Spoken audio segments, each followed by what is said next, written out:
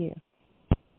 So welcome, everybody, to the second hour of MindShifters Radio, and today is Thursday, July the 13th, 2023. And our calling number is 563-999-3581, and press 1, and that puts you into queue to talk to us, and we would love to hear your comments and questions, because that makes this your show. And I'll welcome Michael. Thank you, dear heart, and welcome, everybody. Delighted that you're here with us once again for this conversation, and that we get to interact. I'm excited to see what unfolds today, what kind of thoughts, what kind of questions show up. I appreciate everyone who pushes one and interacts with some kind of question, because I always get to look into another perspective, another way of understanding this material, and it's just, it's really been the lifeblood of developing and comprehending this work over the last 50 years, so pretty excited about that. So you wanted, as we got everybody in the phone queue with a hand up, or anything happening in the chat room, sweetheart? Nope, it is all quiet on this end. Okay. Well, if there's nobody with a hand up, why don't we just rock and roll with your reading? Okay, this is, for those who maybe haven't been with us, we're reading out of The Untethered Soul by Michael Singer. We're getting close to the end of it. We are in chapter 14, which is called Letting Go of False Solidity. And it was about learning to watch your mind and acknowledge, what it takes to just let go, and to realize, get to the point and realize you don't want your model anymore, your reality that you've created, that you want something different, and that you are not your thoughts or your feelings. Yes, you're experiencing them, but that's not who you are. And so we'll go on and read, and it says, of course this will be painful. The reason you built the whole mental structure was to avoid pain. If you let it fall apart, you're going to feel the pain that you were avoiding when you built it. You must be willing to face the pain. Actually, just a simple refinement, but it's an important one because it can help people to move through it much more quickly and easily, and that is, it actually isn't painful at all, but what happens is you get in touch with the memories of pain that you haven't resolved yet. And once you realize that, and that the key to dissolving that pain is that you develop the capacity to bring love present, to bring love forward into your mind, and understand that there is literally a power in you that Yeshua described in Aramaic as Ruka de Kudsha, and defined in Aramaic as an elemental force that undoes the effects of your errors and teaches you the truth. And many people will say, well, I just don't know how to let go. Well, actually, you don't have to let go. Yeshua gave us a technology. It was called forgiveness. So you don't have to figure out how, if you've got an issue that, you've been holding. If you've ever done the old parlor trick, where you grab a broomstick and you hold tight to the broomstick for 2 minutes, then you try to open your fingers, it's like you can't open your fingers. If generations and generations and generations have been holding on to a hate, a fear, a grief, a pain, a trauma, and that's the mental model that you've had given to you and the habit that you've developed, letting go is just about impossible. However, at any given moment, if you are committed to functioning as love and you notice that something other than love is coming up, there will always be a goal related to what it is that's coming up. So you don't have to know how to let go of the old trauma. You don't have to know how to let go of the spiritual muscle that's holding on to that trauma. All you need to do is cancel the goal that causes the mind to use that buried trauma, data, and construct to form your perception at the moment, to create the construct that you have. And when you cancel that goal, the construct collapses, and bingo, you're right back to the original energy. And if love is present, then whatever it is that needs to be let go of will begin to dissolve. You don't have to know how to let go. So it's not pain that you're going to experience. It's a memory of pain. And a lot of people, we're creators, so we can take a memory of pain and we can recreate it and make it so terrible and traumatic again. Or we can go, oh, here's a memory of pain. I think I'll take a breath. Instead of holding on, instead of locking into that, I think I'll take a breath. And it dissolves. So just a slight refinement there, but I think an important one.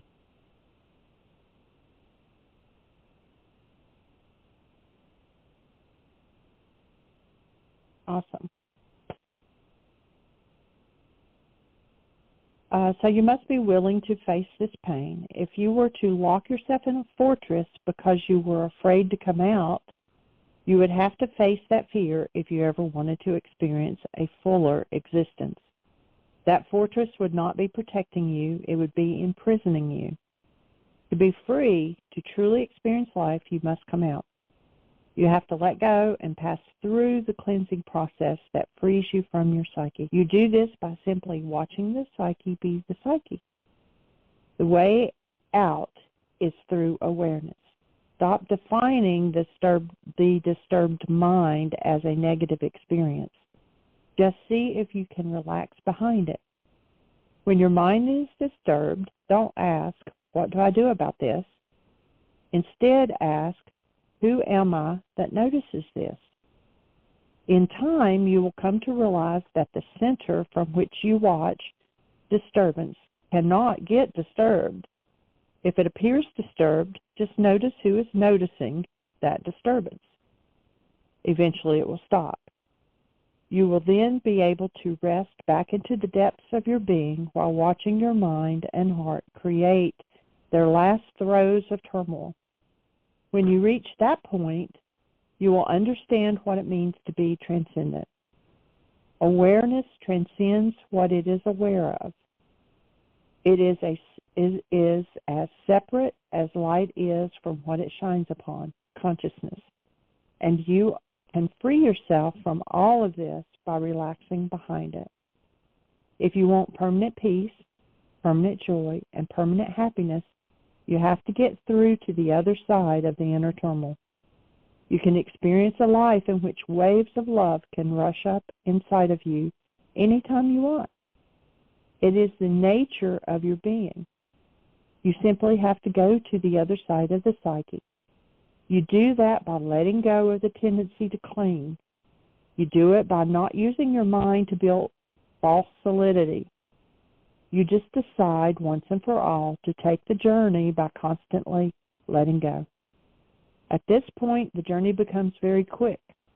You will go through the part of you that has always been scared to death, quote unquote, and you'll see how that part has always struggled to hold it all together. If you don't feed that part, if you just keep letting go and don't let it cling, eventually you will fall behind the false solidity. This is not something you do. It is something that happens to you. Your only way out is the witness, letting go by being aware that you are aware. If you pass through a period of darkness or depression, just ask, who is aware of the darkness? That's how you pass through the different stages of your inner growth. You just keep letting go and remain aware that you are still there. When you've let go of the dark psyche and you've let go of the light psyche and you're no longer clinging to anything, you will reach a point where it will all open up behind you. You are used to being aware of things in front of you. You now become aware of a universe behind your seat of consciousness. It didn't look like there was anything behind you because you were so focused on building your model out of the thoughts and emotions passing before you. There was no awareness of the vast expanse of space inside. Back behind, there is a whole universe. You're just not looking that way. If you're willing to let go, you'll fall back and it will open into an ocean of energy. You will become filled with light. You will become filled with a light that has no darkness, passes all understanding. You will then walk through every moment of your daily life with the flow of this inner force sustaining you, feeding you, and guiding you from deep within. You will still have thoughts, emotions, and a self-concept floating around in inner space, but they will just be a small part of what you experience. You will not identify with anything outside the sense of self. Once you reach this state, you will never have to worry about anything ever again. The forces of creation will create creation, both inside and outside of you. You will float in peace, love, and compassion beyond it all, yet honoring it all. There is no need for false solidity when you are at peace with the universal expanse of your true being. And that's the end of that chapter.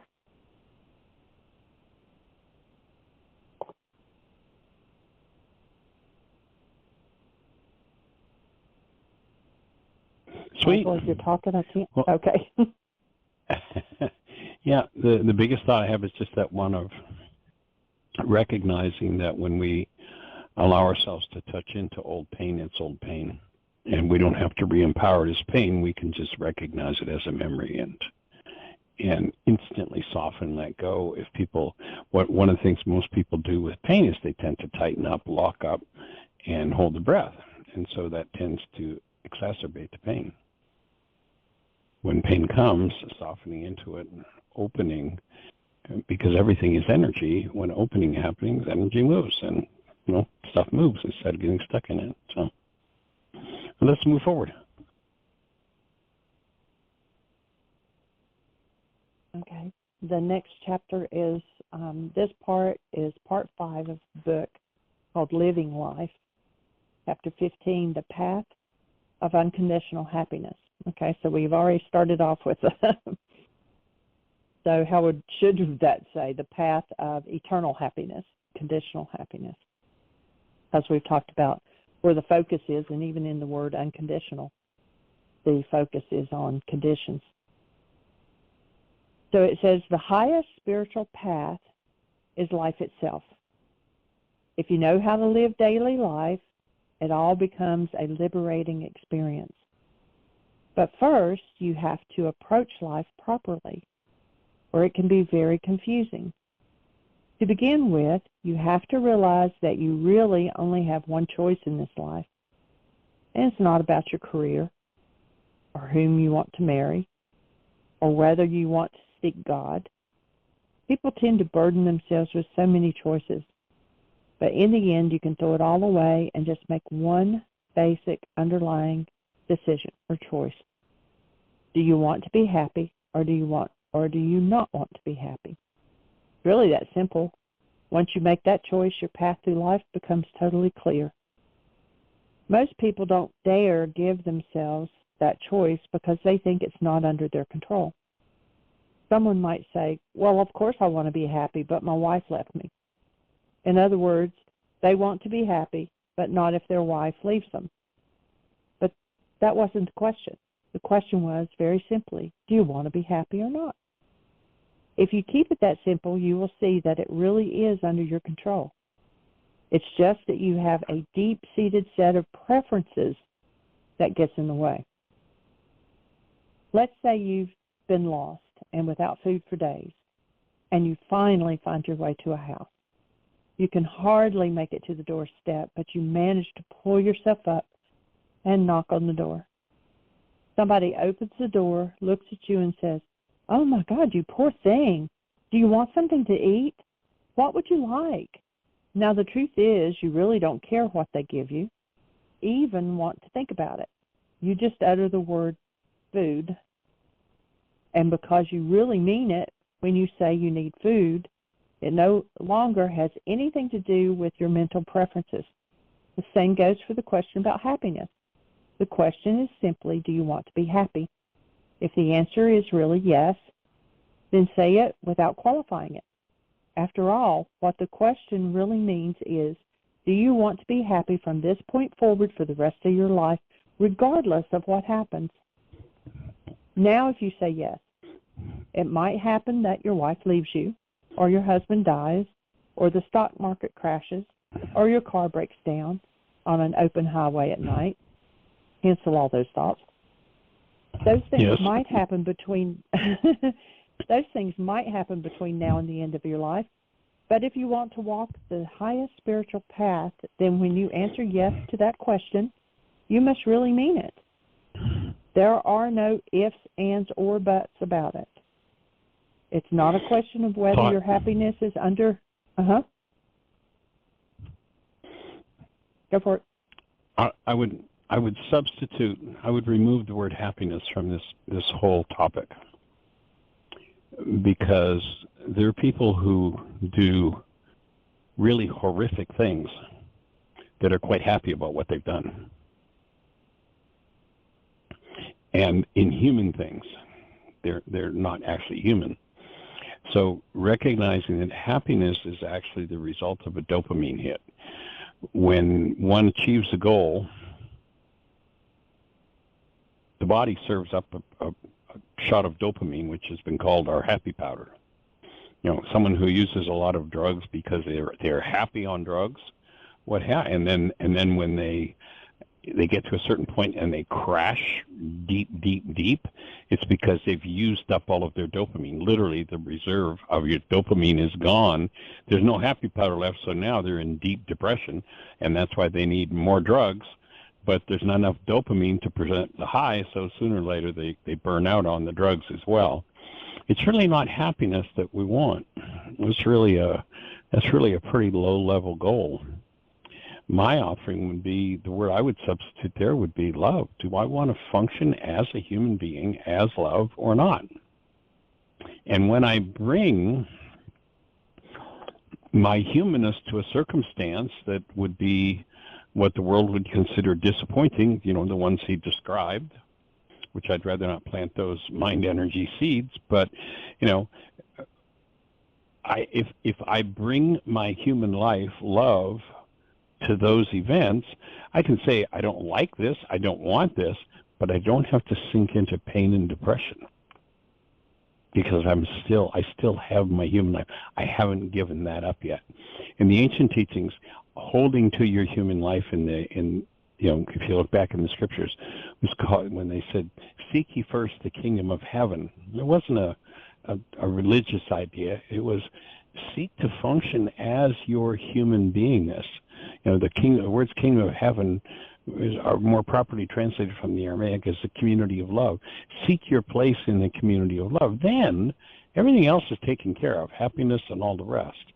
But if you seek happiness, that's really a lower order. Seek to function as the truth of who you are, to discover and to realize who you are and what your strengths and what your powers are and what your purpose is. Because another thing it's going to tend to bring us into that dopamine hit is when I align with who I really am and why I'm here. What's my real purpose? There are lots of people who do all kinds of great accomplishments, but they're not happy and they're not enjoying their lives. How many people are, they say, I want to make money, so they're making millions and they commit suicide. Why does that happen? Because they're not happy. Because the underlying purpose isn't being fulfilled. The underlying experience of functioning as a human being is not in the picture. And so my take would be, again, a refinement would be to be in pursuit of functioning out of discovering and functioning out of the truth of who I am as a human being. And then when I bring that to any party, the most disastrous party on the planet, I'm still connected with love, and I will still function as a human being rather than get lost in the generational patterns of who knows what kind of aberrant behavior one can get lost in. So that would be my take on that one.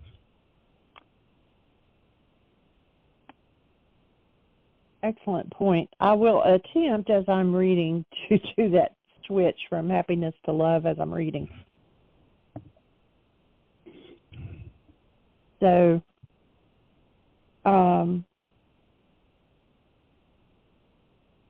there are no ifs, ands, or buts about it. It's not a question of whether your being, love, is under your control. Of course it's under your control.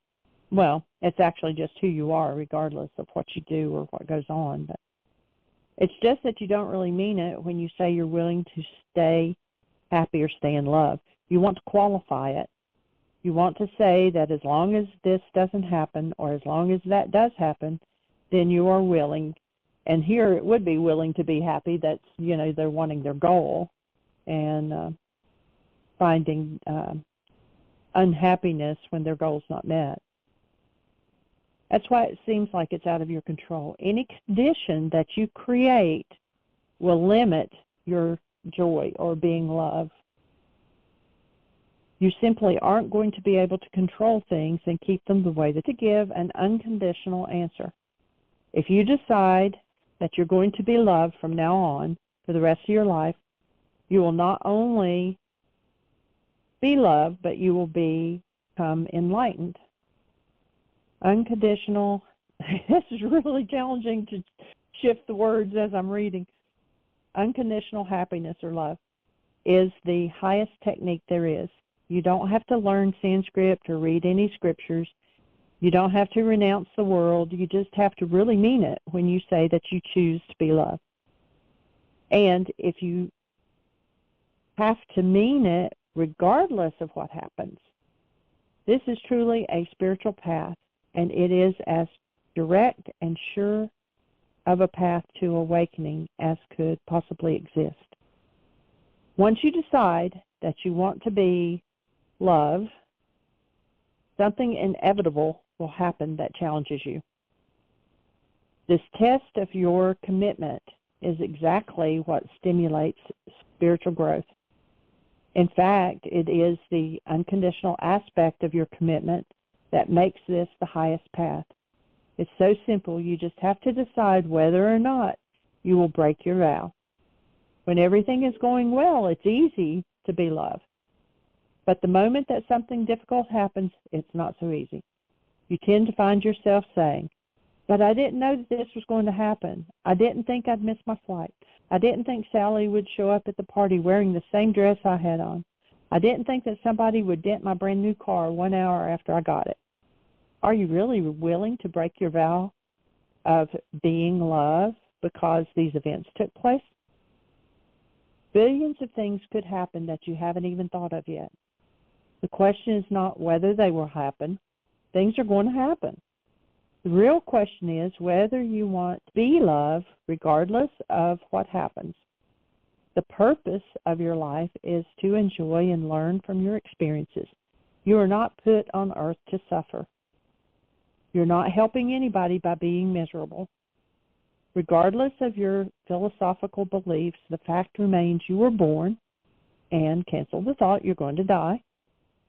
During the time in between, you get to choose whether or not you want to enjoy the experience. Events don't determine whether or not you're going to be happy or going to be loved. They're just events. You determine whether or not you're going to be happy or be loved. You can be loved just to be alive. You can be loved, be happy, having all of these things happen to you, and then be loved even if you die. If you can live this way, your heart will be so open and your spirit will be so free that you will soar up to the heavens. I'm going to stop there and see if you have comment. I'm going to take a breath. It's challenging to read and change words as you go along. I know you change words to songs and stuff constantly, but I'm not used to doing that. It's an old practice, and it takes practice. It takes practice to change your thoughts in the middle of a stream, for sure. So the shift into being, there's a paleontologist named Teilhard de Chardin. I studied de Chardin back in probably the 70s. And he had an interesting thought, and it was almost correct, and it's the thing that really keyed me into this principle. He said that, let me get my brain to his quote, joy is the infallible sign of the presence of God, God being love. Now, I changed that just slightly, but it was he that triggered my mind into this understanding with that thought. If in fact joy were the infallible sign of the presence of love of God, then we'd be in joy all the time, because there's no space, there's no place, there's no possibility of that energy not being present. So if we add one word to that statement from Teilhard de Chardin, and if you do a search, he's got an interesting, a couple of interesting presentations available that you might, it'll enhance brain cells. I don't actually remember much more than just that piece of it from way back then. There were other things that I learned from him and gleaned from his teaching. I don't remember what they are right now, because there's been so many different places that I've looked, but that one particular piece I do remember came directly from Desjardins. But if you do a Google search, you'll find that there are several things available from him, and it's good foundation material for where we're going. And so the one word that needs to be added to that statement is that joy is the infallible sign of the awareness of the presence of God, or of the presence of love.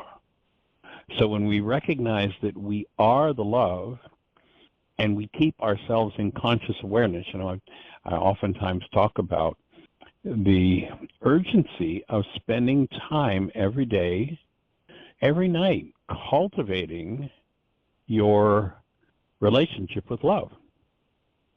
A good practice that I've found works for me, especially, if I've got something going on in my structure, there's pain or some form of dysfunction.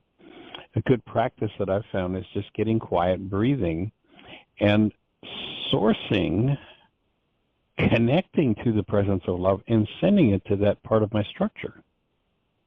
Or if I've got an issue going on, stopping, taking a breath, and extending love to that perceptual structure in my mind. And as you cultivate yourself, your relationship with yourself as love, then it just becomes more and more natural to live as that presence in your life. And then people come along and say or do something that brings upset forward, and you go, oh, that brings upset forward, rather than you made me mad. You hurt me. Oh, here's some more of my upset. Oh, here's my insanity. Hostility and fear in any of its forms are insanity. It can be a really good practice when your hostility comes up to go, instead of, you SOB, look what you did to me, you made me so mad. Instead of that, to take a breath and go, oh, here's another piece of my insanity. Why is my physiology producing hostility right now?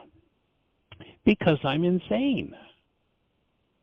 I don't have the presence of love in me. That's insane. That is not a sane way to function. So just taking time each day, whenever you've got a minute, just take a stop. Or, going to sleep, waking up in the morning, awakening in the middle of the night and, wanting to get back to sleep. Just focusing on breathing and presencing love in your tissue structure is a practice that will enhance your ability to really truly bring active present love into your life, into your physiology. For decades, I've always utilized the term conscious, active, present love. It's not, the mamby-pamby thing that our culture speaks of as love. There are several different silly-ass definitions, like, sexual athletics. Ah, that's love. Well, what a crock. But that's what the culture teaches. Or, oh, put your head down here on the chopping block and sacrifice yourself for me. Ah, now there's love. No, it's not. That's stupidity. Function as love. Cultivate your relationships with yourself as love. And you come to a true definition rather than the world's definitions that distract us.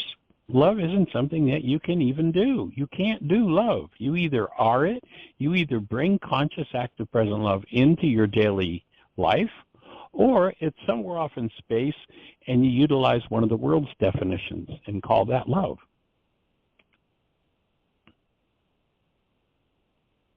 It's a simple shift, yet a very significant one. You know, it's 3 o'clock in the morning. Can't go to sleep. Oh, so tap in.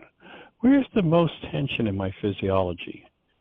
Take a breath. I'm going to source, I'm going to connect to and extend love into that tissue. And breathe into it and bring love present to that tissue. Oh, I just, had this pain. Oh, what are you going to do? Oh, I'm going to breathe. I'm going to bring love present to that pain. Oh, there's this dysfunction going on in my body. I'm scared. Oh, so I'm going to bring love to that fear. I'm going to bring love. I'm going to literally extend the energy of my true being of love to whatever part of my structure appears to be holding pain or trauma or injury. And as I cultivate that, it becomes first nature. And it's the first nature of each and every one of us. No matter how far down the food chain on behavior one is, it's the most despicable person, it's no different than anybody else. Or they may have functioning differently, but in terms of their essence, there's no difference. And when I can bring my essence present, a condition in a mind will tend to resonate that condition in other minds if there is a matching energy in those other minds. One of the things you can be absolutely assured of is that every human form that you meet has as its source conscious, active, present love. And when you choose to connect to that and be committed to that, sooner or later, because of the law of resonance, if I hit a middle C tuning fork on a desk and I put a second middle C tuning fork in front of it, the second middle C tuning fork can't go, I don't think I'm going to resonate to that frequency today. That's its frequency. There's no choice about it. That's what's going to move.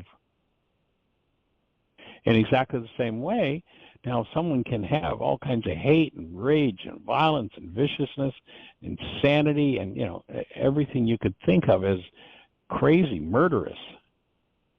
Yes, people can have all of those energies and those frequencies in them, but it's not who they are. And so when Yeshua the physicist talks about a little leavening leavens the whole loaf, my offering is what he's saying is, we don't have to get everyone who has violent, negative, painful, crazy, stuff going on in their bodies or their minds or their emotions or their lives. We don't have to get every one of those. If I thought, geez, you got to go change every Hitler, every Stalin, I won't mention any other political names right now. But if you had to go and fix every one of those minds, oh my God, how huge would the task be?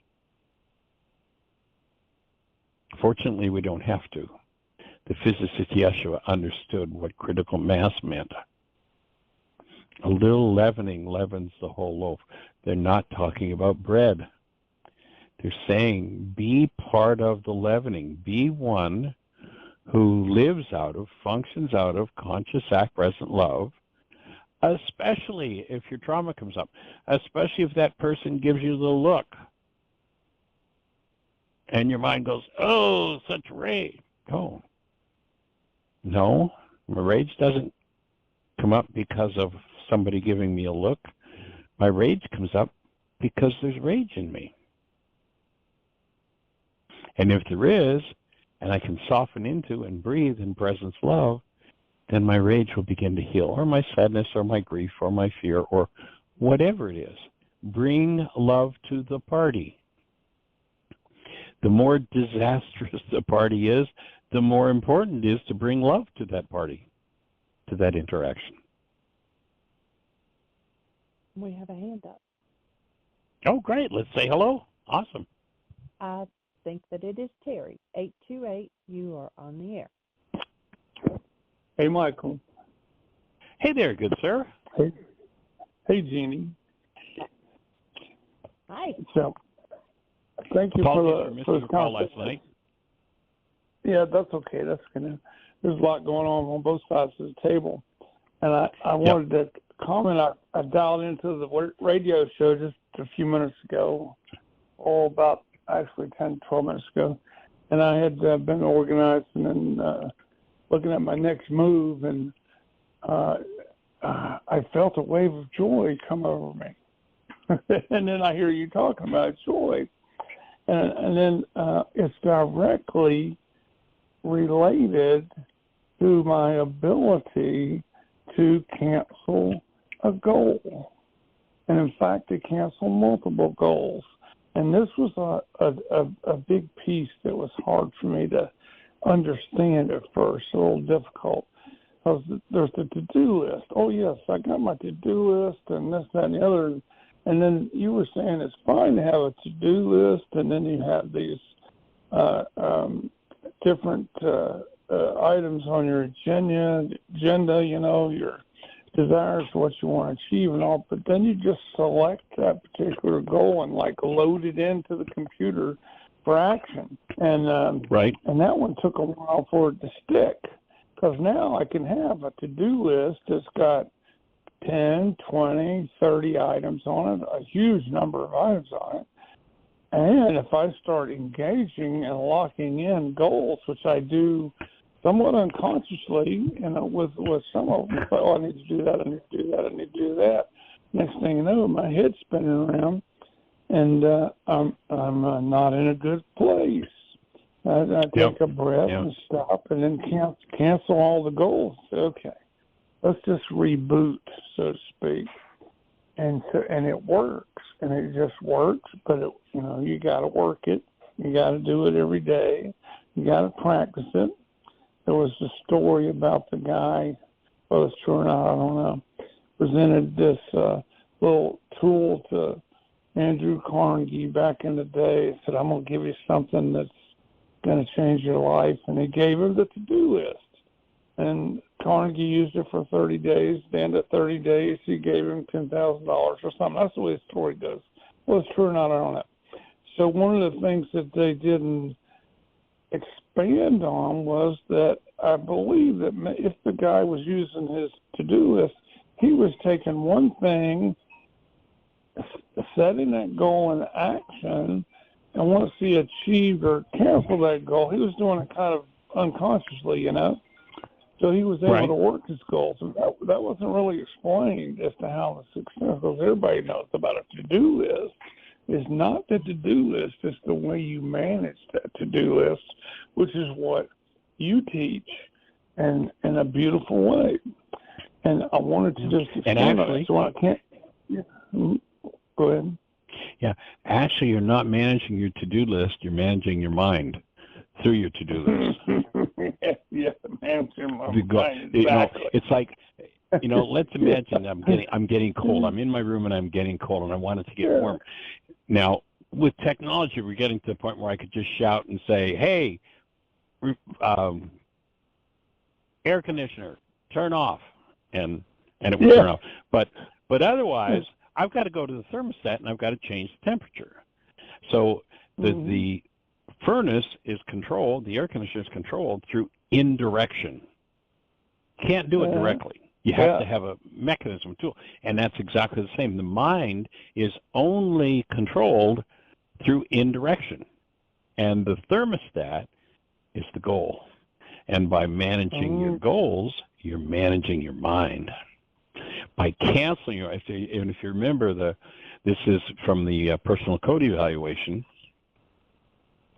the 5 things, the faculty of will. It's a spiritual faculty that we're working with people to develop with that use of will and the mind goal management sheet, because it is the strengthening of will, the spiritual faculty, and the rounding out of will. If you remember the mind goal management sheet, there are 5 different things that will can do. And you just mentioned one of them you can call up a goal for immediate attention. That's actually part of the spiritual faculty of will. Or I can cancel a goal. Or I can select a goal for immediate attention. Or I can frame a goal, or I can set a goal. If I practice all of those things, then I'm strengthening my will, which means I'm strengthening my ability to manage my mind, and I do it by managing my goals. Most people don't manage their goals or their minds manage them. Exactly. I couldn't have said it better myself. Well, it's an enormous piece of information for somebody who has no brain cells for what we're talking about. It's like, it's like, what are you even talking about? Yeah. It's a big key in life. That's kind of great. They'll start saying, "Oh yeah, I know," and it doesn't know. It doesn't know anything. It's like, hold on, let's really look at this. So let me give you one more little piece here of I sent you a little bit of money yesterday as a little expression of appreciation. I got that. Thank you. And I'm going to tell you why. I went in the bank, and there's this one particular bank that I detest. I just really detest. I got a lot of work to do around this bank. You mean one that gives you opportunities to learn forgiveness? Yeah. I'm going to have to go back in there more often. So I'm in there, and they're presenting me with just this big old juicy opportunity, and I'm starting to crank it up, and I'm bellowing, and that's like I said, and they're looking at me, and I finally said, "Okay, while you work on this, I'm going to go put myself in timeout." And I got sober, they were just looking at me, and I put myself in timeout. That's and great. Chair, yeah. And then while I was in timeout, I opened up a Why Again app, okay? And I did a worksheet around this whole little situation. And I said, I know I'm playing a game with my mind and all, but this works. I'm going to send Michael an extra little bonus. And sure, I cancel all my goals. Let it go. Sure enough, he calls me over and says, "Okay, sir, you're ready." I'm like, "What?" He said, "Yeah, you're ready to go." So I said, "By golly, I'm going to show some appreciation." Yeah. And so that was just well, beautiful. That's great. And I love it. Yeah. And also, see, I've got the same resistance against the online worksheets that I guess I have about everything that's newly presented to my mind and it's conflicting with my data. But, I'm applying that same rule. Keep doing it until you want to do it. So I've gotten across the line to where I enjoy doing them, and and I'm getting it because at first I was like, "This is stupid. I'm not going to do this. I'm going to do this, but it's not going to work. Let me just do it anyway. I don't want to." That whole dialogue was going on, but I had a beautiful experience with it, and that's the second time now because I'd already had a previous experience where I popped off 3 worksheets in the app, and and I felt that little shift, and I was like, okay, well, all right, there must be something to this, and so I knew it was anyway all along, a part of me, but the big R, but that was just a beautiful example, and then to come around here, it really is.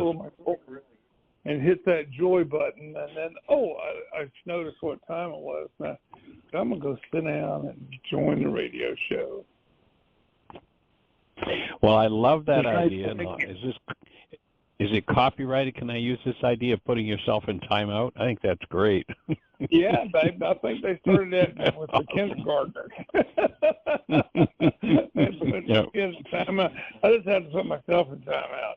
It's like it kind of breaks that tension too when a big old burly bear is putting himself in timeout. Right. Like, I know I'm out of control. I'm going into timeout before I get really stupid. Well, and you know what? Another thought around that, Julie Haverstick in her book, Healing Children, Loving Children, what she did, she didn't have a timeout chair in her classroom. She had a love chair. And if there was a kid that was in upset and disturbance and pain and trauma, and the kids would do this for themselves, what she'd do is everybody in the class knew that this was the love chair. Yeah. And if one of the kids was came in the morning, there'd been a big fight at home with mom or dad, and go sit in that chair, she had everybody in the classroom doing the love exchange with that kid. If a kid got unruly in class, they didn't go to timeout, they went to the love chair, and everybody knew to send love to that kid. I mean, how different would our world be if that was the principle we lived by, rather than let's punish that little SOB? Yeah, the stuff is up. I'm going to the love chair. Yep. That's great. Yeah. I haven't thought about that in a long time, but that's what Julie created out of the work in her classroom. Yeah, that's and her pretty analogy cool. with the thermostat was really good. I appreciated that. Yeah, The indirection. Analogy. Mm-hmm. Yeah, you can't tell the mind. You can't force the mind to do something. It's like futile. Oh yeah, I'm going to quit that. That chocolate. I'm going to quit that sugar. I'm going to quit that drink. I'm going to quit that. Oh yeah, right. Good luck. Not likely to happen. But if you cancel the goals that create the stress, that create the craving, bingo. All of a sudden, you got charge of your mind. So, great. Thanks for bringing that up. It's an important point. I think that's, as I said when I started the show today, I'm looking forward to what comes up to open the space. And this isn't one that I would have explained like this, and I wouldn't have learned about putting yourself in timeout. So that's awesome. Mm-hmm. Yeah, I love it. I love it. And I appreciate the donation. That's helpful too. Yeah, I hope you get lots and lots and lots and lots more of those opportunities, Terry. Yeah, baby. Every time you get a little ding on your phone, you'll know that I just was able to work through something. Yeah. You went and sat yourself down in the love chair and did your thing. Yeah, love chair. Yeah. Awesome. Well, I look forward to sharing MindShifters and Still Point Breathing with you on Saturday, being part of that workshop, and we'll. You get your MindShifter. You got the list from Jeanie. Mm-hmm. So you know what? I forget what numbers you selected the other day. I don't know, it was something 13, but cool, awesome. Well, any other thoughts for you, sir? No, I'm good for right now. All right, you have a blessed one, Terry. Appreciate you. You too, buddy. We'll talk again soon. All righty, take care. Bye-bye. Bye. I love it. That's awesome. Putting yourself in timeout. Cool. Does that bring anything up for you, Jeanie? No, I had actually, I was trying to remember who it was.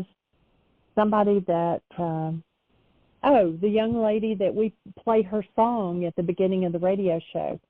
Right. Mary Redante.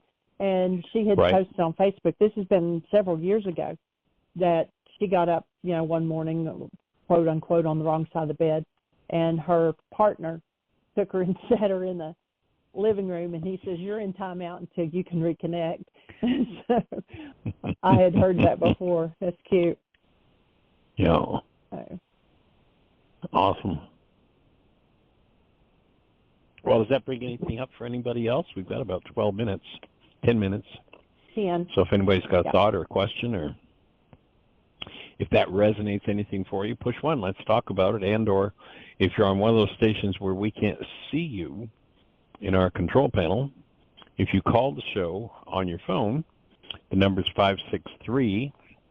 563-999-3581. If you call that number, you're listening to the show directly, and then if you push 1, that raises a hand in the control panel, and we'll be having a conversation, and I'd love to talk with you. So somebody push 1. Let's talk about it. By the way, in just a couple of hours, let's see, at 3:30 Eastern Time, it's now 1:45, so at 3:30 Eastern Time, we'll be doing the Hear My Voice Book Club. We're doing Chapter 6 from the book, Why Is This Happening to Me Again? And if you want to join us, you can go to either Jeanie or my Facebook page. The link is there. You can go to the Events tab on why is this happening to me again if you go to our website, whyagain.org. And I'm sure that Jeanie has already probably put it in the notes. So if you want to join us in just a little while, we're going to do Chapter 6 in the book. Why is this happening to me again? And what you can do about it. And I don't even at this moment, and the chapter is What is Reality? So we're going to be talking about the difference between reality and actuality. And we appreciate Yinka a lot. Yinka is the lady that runs the Hear My Voice book club out of London, England. They actually do it at 8:30 in the evening there, and we often have people from all over the world, from all over Europe, Asia, lots of different folks. So come and join us. And if you want to catch up with where we're at, we've done chapters 1 through 5. We've done a full session each week on that. You can go to our YouTube channel, and to do that, again, go to whyagain.org, whyagain.org, and you'll see a link to, the social media links. Click Facebook, click YouTube.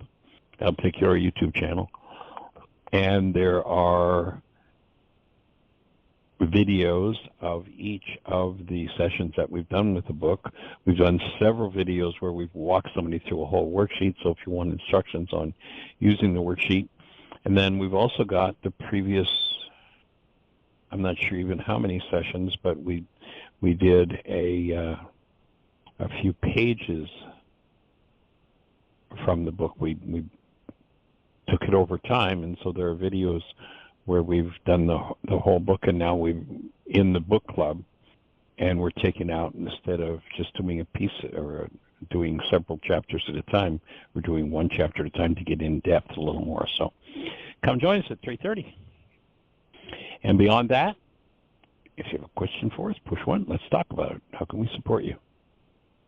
And then this Saturday is Still Point Breathing, so if you want to participate in that, let us know, and we'll get you registered and signed up and send you information of how to set up your camera. And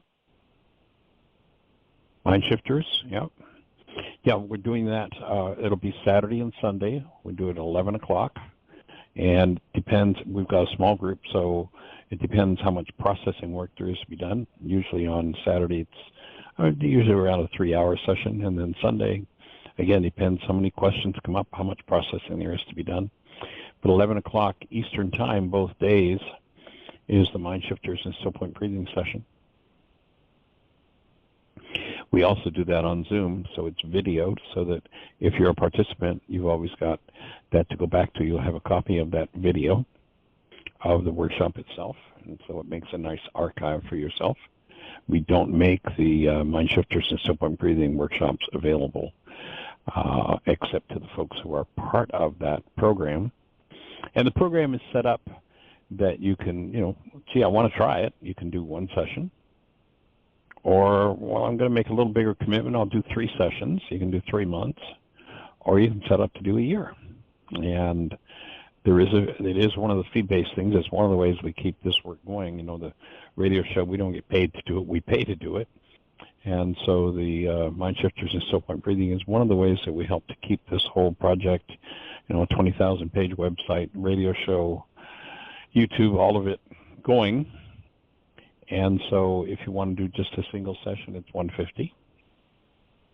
That includes 2 videos and a set of MindShifters, 3 different sets of MindShifters. And if you want to do 3 months, then instead of being $150 per month for the session, it's $125 each for 3 sessions. And then if you want to do a year, it's a really nice community that has developed around it.